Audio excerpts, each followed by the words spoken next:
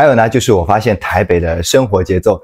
真的没有上海那么快，所以他们可能宁愿不好意思开口去麻烦别人借过，而选择让后面上车的人更难以上车吧。突然有一天就跟我说，你是煮菜的奶爸狗狗吗？他说我有在 YouTube 上看到过你，就是我刚入职的时候，我们有一次员工聚餐，对，我短短入职1个月已经有一次员工聚餐了。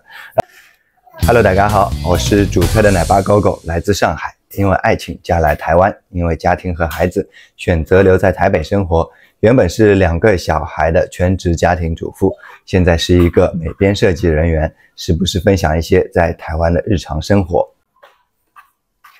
首先呢，要祝全天下的母亲节快乐，因为今天刚好是母亲节。另外呢，也要祝一些身份上并不一定是母亲，但是尽母亲职责的人群，同样的母亲节快乐。这是我在母亲节收到的一支康乃馨，送给我的康乃馨，也是我人生长这么大第一次收到母亲节的鲜花。那为什么我会收到母亲节的康乃馨呢？这个要从我公司说起。最近也有不少朋友问我，在台湾的工作还顺利吗？在台湾的职场还适应吗？那我也算加入了台湾的职场1个多月的时间了，算是从之前带小孩离开职场差不多有5年多的时间，然后重新中年再就业回归职场1个多月。原本还担心自己可能会有一些手艺上的生疏，结果现在1个多月的时间，我觉得自己已经完全很融入现在这份工作了。我现在呢是在一家旅行社上班，在旅行社里做美编设计，会从事一些关于行程的海报设计啊，还有行程的一些详细内容的视觉方面的设计。虽然我之前没有从事过旅游行业，但是这里自夸一下，因为确实在广告业、设计业混过了10年的经验，所以我觉得上手还是蛮快的。就是前期稍微有磨合了一下，我觉得现在已经算很上手了。白天工作的强度不算特别大，但是量还是有一点的，所以每一天都过得非常充实。我也很享受上班这个可以专注做一件事情的时间，因为之前呢真的是在家带小孩。虽然带小孩那个时候壮壮是有去学校，然后刘妹妹一个人在家，那通常每天上午就是跟她在耗时间耗精力陪她什么的，一到中午就特别累，虽然体力上没有什么消耗，但是我觉得精神消耗非常大。然后到下午呢就陪她睡觉，哄她睡觉，有时候就自己睡着，然后睡醒呢，我当时还设闹钟啊，当时每天下午的闹钟时间是4点多，因为4点多必须要起床，然后去准备接壮壮回家了然后接到他呢，就会带他们去公园玩啊，然后回家做晚餐啊什么的。总之那个时候的生活是那样的节奏，而现在的生活又换了一种节奏。现在是每天我现在5点下班，一到下班的时间很紧张很匆忙，就是想赶着早一点回家，早一点做晚餐，可以让他们早一点吃上晚饭。等吃完呢，洗洗弄弄，其实差不多就要睡了。每一天的生活也是很充实。那想一想未来的好几年，可能到他们国小甚至国小之后都是这样的生活，也是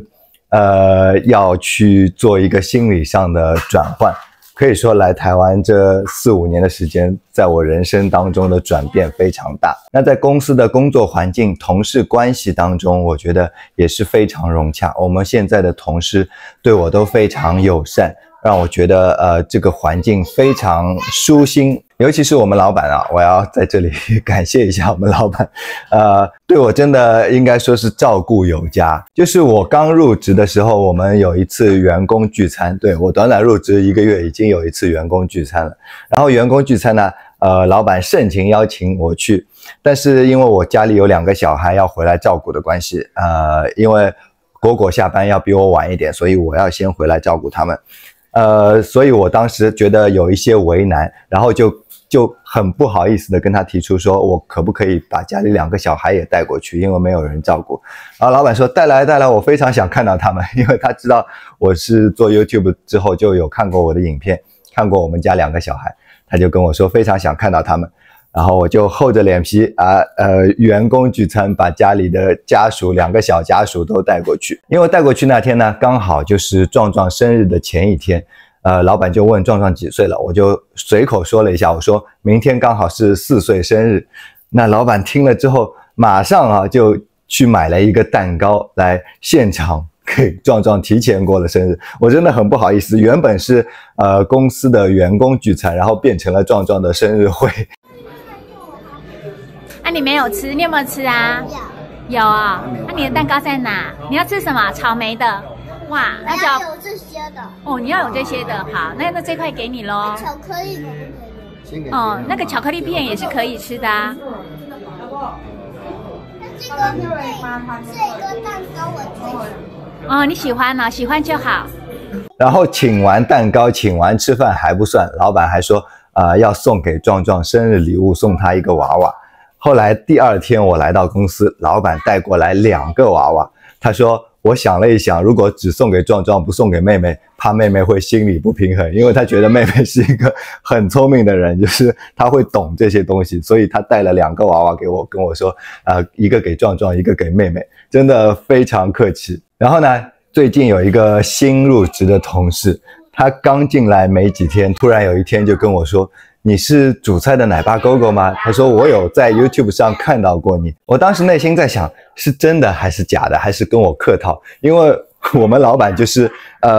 有一些应场的人来我们公司谈一些业务的事情，因为我也要参与，他就会跟人家很热情的介绍说我是煮菜的奶爸狗狗啊，然后请去搜索他的 YouTube， 然后关注并且订阅啊。经常会帮我来做推广，所以我不知道他之前有没有跟这位新同事说过，所以当时我内心在想，会不会是跟我客套。后来这个新同事真的马上就翻出他之前看过我的一部影片，然后来跟我说我很早就订阅你了，很早就看到过你了没想到可以在这里跟你遇上，而且他还非常热情的跟我说能不能给我签名，我真的搞得很不好意思。就因为我现实中还是一个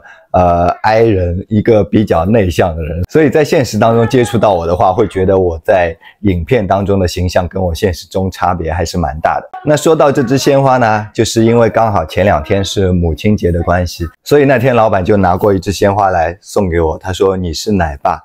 也是有在照顾小孩照顾家庭，所以也可以收到母亲节的鲜花。因为母亲并不是一个身份，它可能是一个职责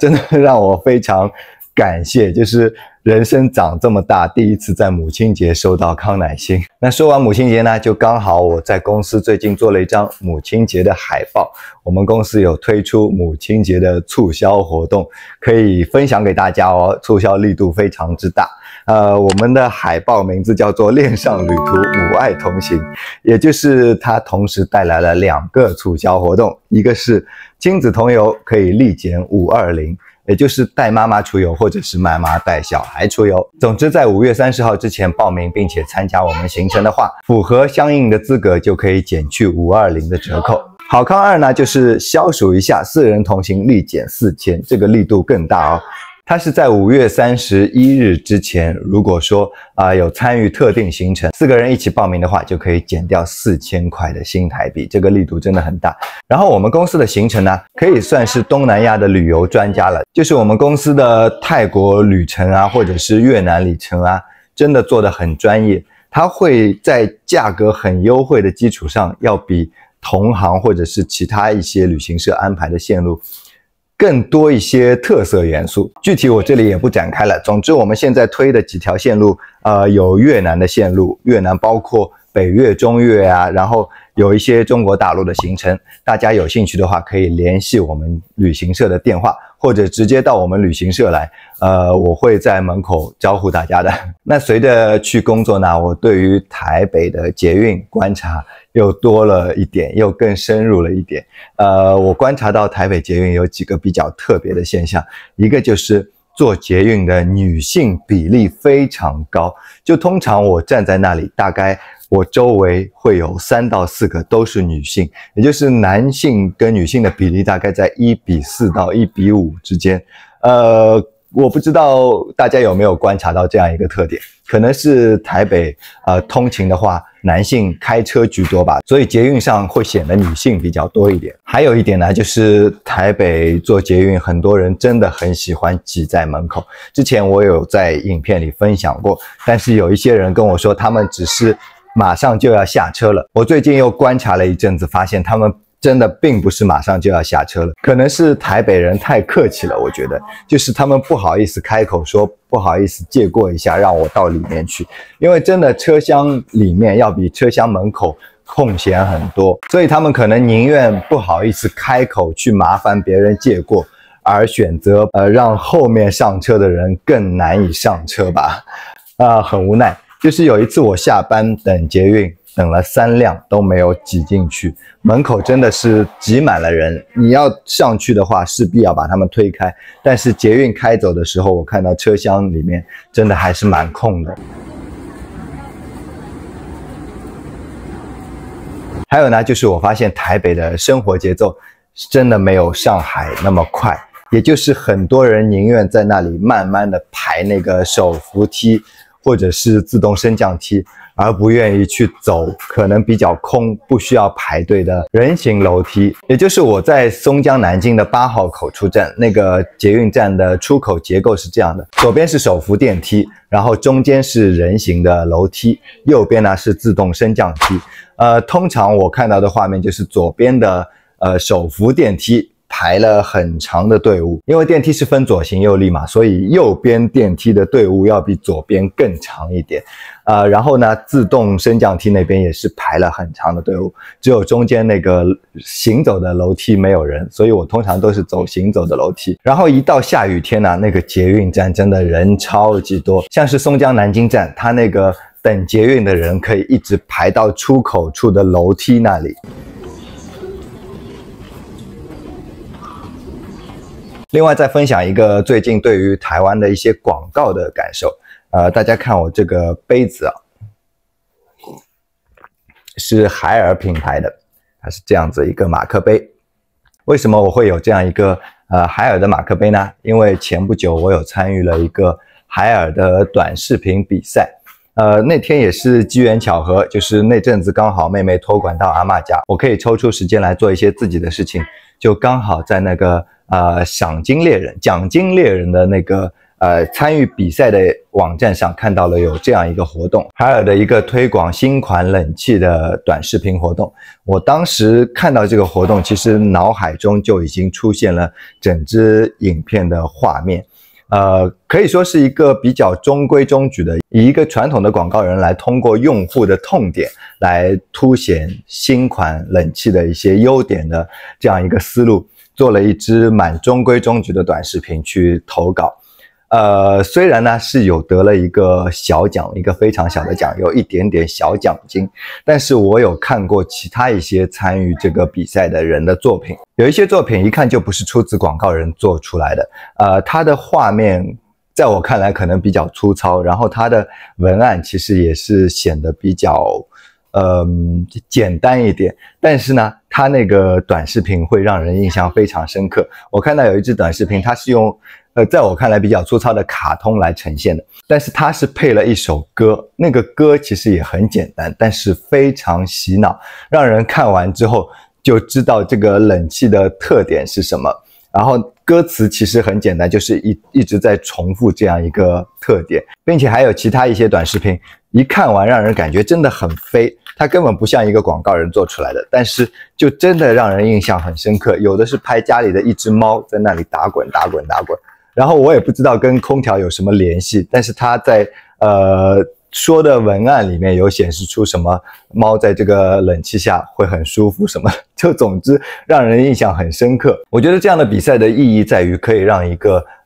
从事广告业的专业人士的思路更打开，因为像他投稿的有一些短视频真的可能给甲方看到，甲方会完全否决掉，但是确实它的创意点还是很棒的，虽然它的形式可能并不符合一些可以后期呈现给用户的广告的形式，所以我觉得参与到这样一个比赛也可以更让我了解到台湾的广告行业现在一些年轻人的想法真的很厉害。好了，那这一期分享就是最近对于职场的一些感受，以及在台湾参与一个比赛的感受。最后呢，还是要祝全天下的母亲母亲节快乐，并且大家有出游的兴致的话，可以多看一下我们公司的行程哦。非常欢迎各位到公司来看我，我会请大家喝奶茶的。那我们就下期再见，拜拜，各位。